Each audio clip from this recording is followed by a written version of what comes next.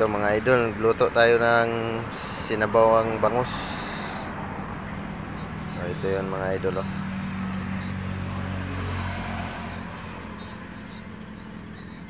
Talagang di ka magsasawa sa pag sabaw ng bangus mga idol.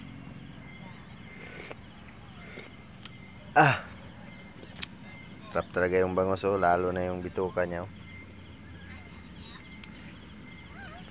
Siyempre mga idol, sinamahan na rin natin ng malunggay itong sinabawang bangus mga idol, oh,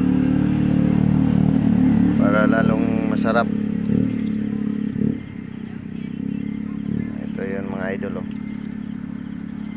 So para may vitamins rin mga idol,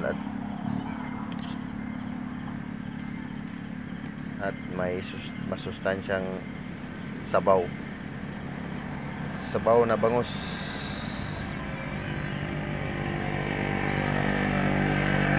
Luto na to mga idol,